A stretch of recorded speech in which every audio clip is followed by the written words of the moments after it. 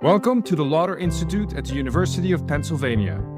I'm Jules van Binsbergen, director of the Institute and a finance professor at the Wharton School. And I'm Jonathan Berk, a finance professor at the Graduate School of Business at Stanford University. This is the All Else Equal podcast.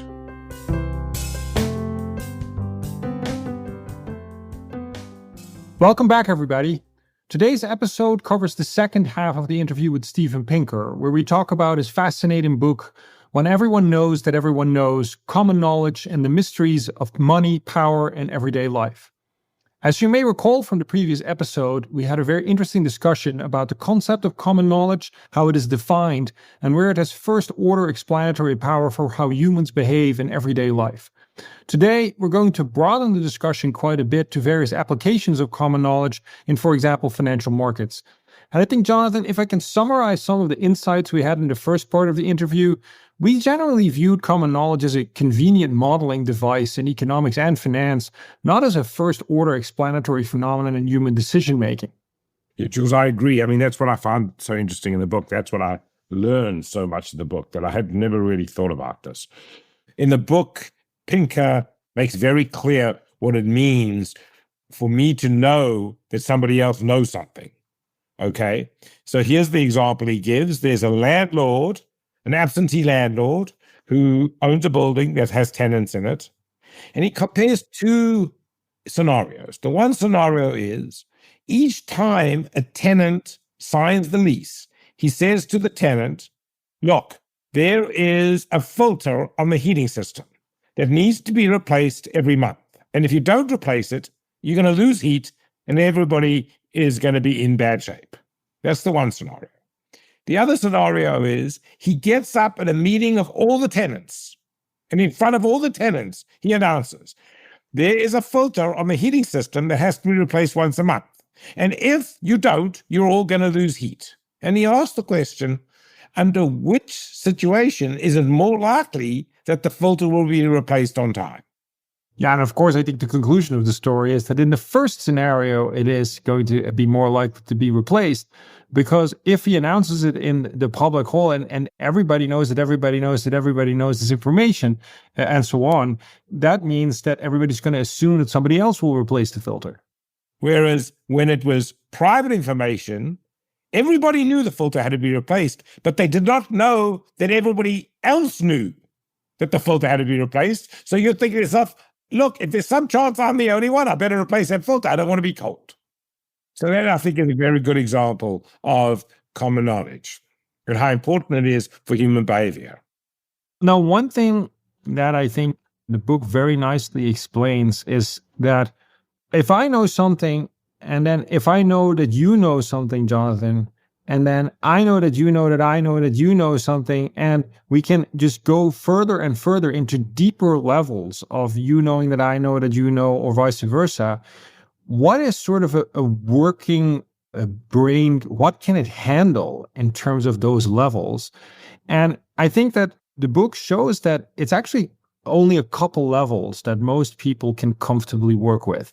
Even if we just describe it in the show and you hear me say these iterations several times, after 3 or 4, you're just going to throw up your hands in the air and you're going to say, oh yeah, whatever. I can't even follow anymore what is going on here.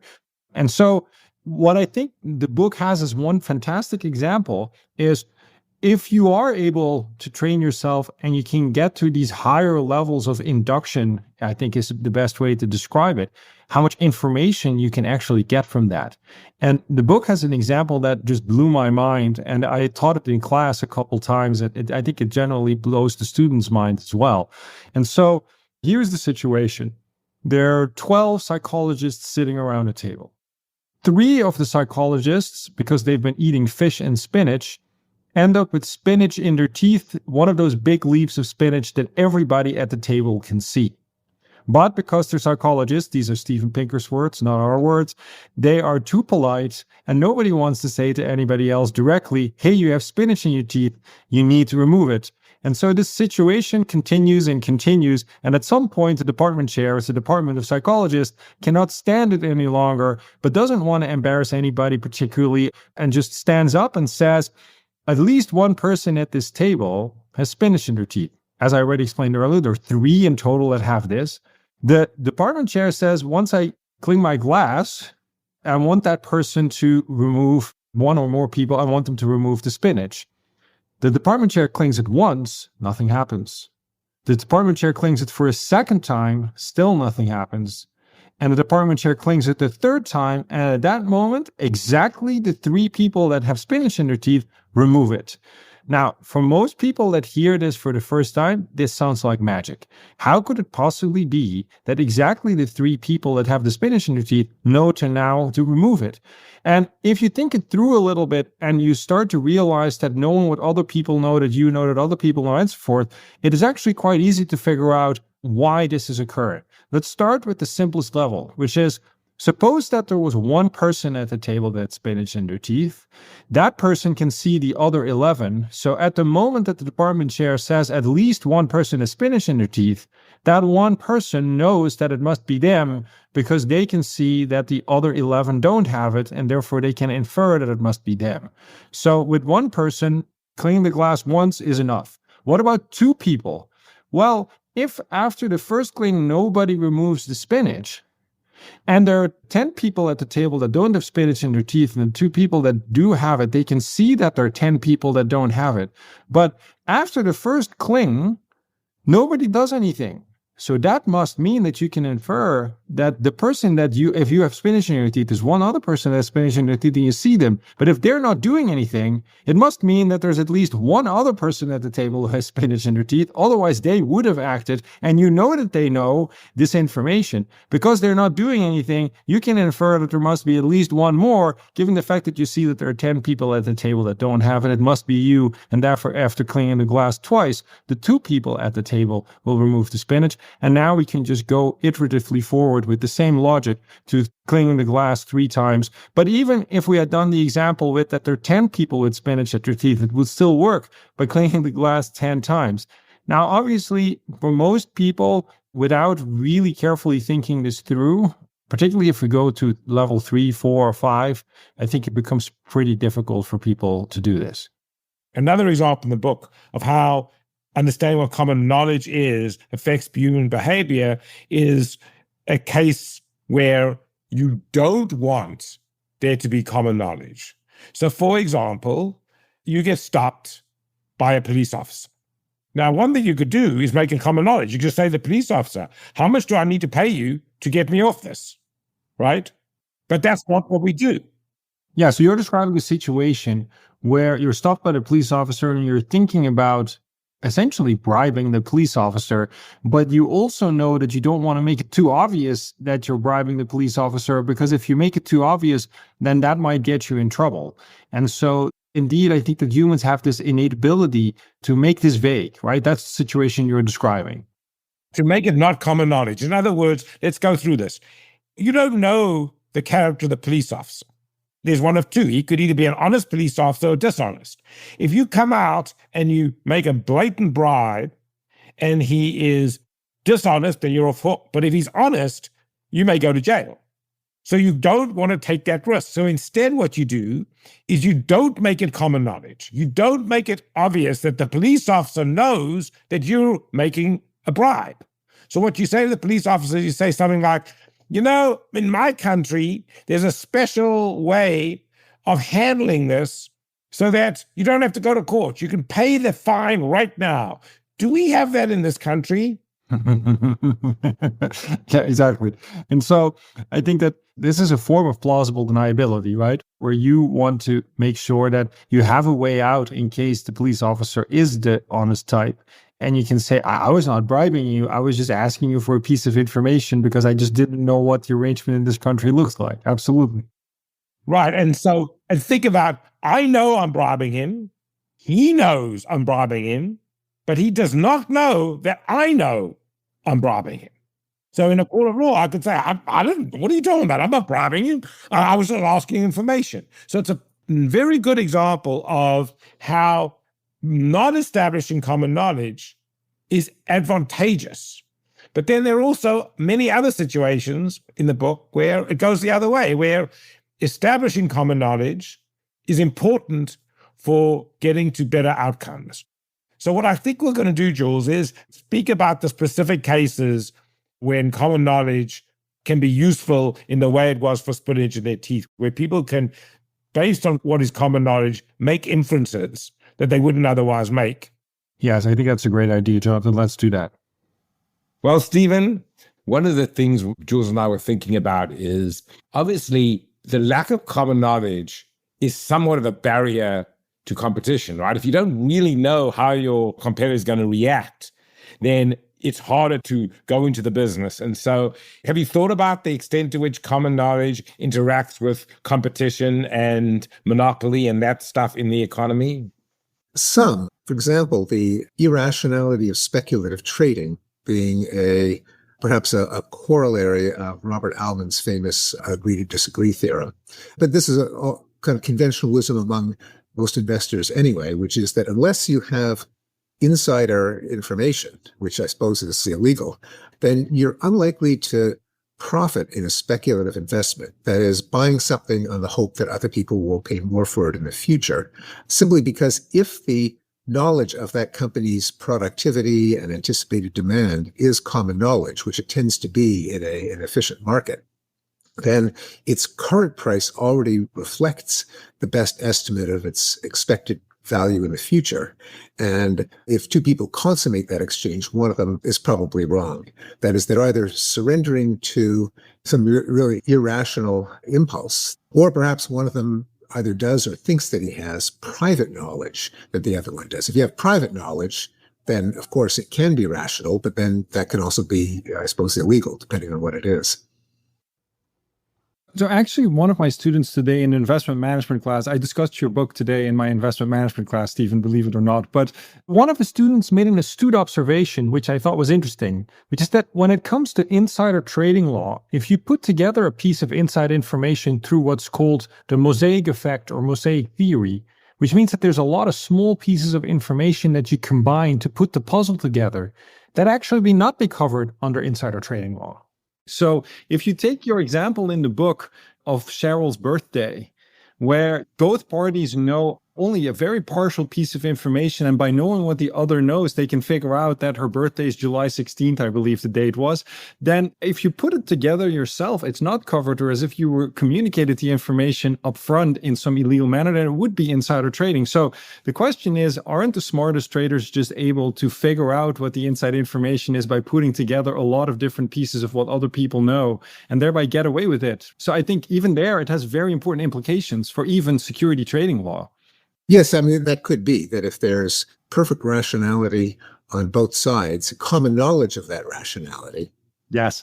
But also, I think if I understand how Altman's theory might be applicable in this case, if the result of the mosaic or the connecting the dots or putting together the puzzle, if that's itself revealed through a bid, that information could then be taken into account by everyone else, figuring if he's got a reason to bid that high, I may not know what the reason is. According to Altman's theory, I don't have to. Assuming that he's rational and honest, all the information that he's privy to has been aggregated into his bid. I should take that into account.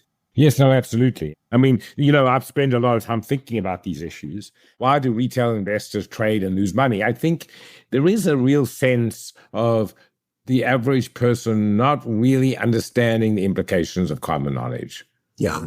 Right. And I think it's ubiquitous in the economy. I think, all else equal is about what I would call equilibrium thinking. That is not holding all else equal, realizing that your action has an effect on the world. But, to go and think about how it affects the world, that is a hard problem. And I think most people, maybe because it's such a hard problem, just tend to ignore it. Yes. I think there's some interesting psychological factors. One of them is that, as with buying lottery tickets, which are a sure loss in expected value terms, or gambling. If one factors in whatever psychological pleasure there is in the anticipation, then one could say you're paying for that. Now, that's an economic distorter if your goal is to walk out with as much money as possible. But I'm wondering if there is the same equivalent in retail investing. That is, won't I feel good if my hot tip or my own intuition comes true, and I'm willing to suffer some loss over the years on average just for the pleasure of being confirmed in my own confidence in my ability.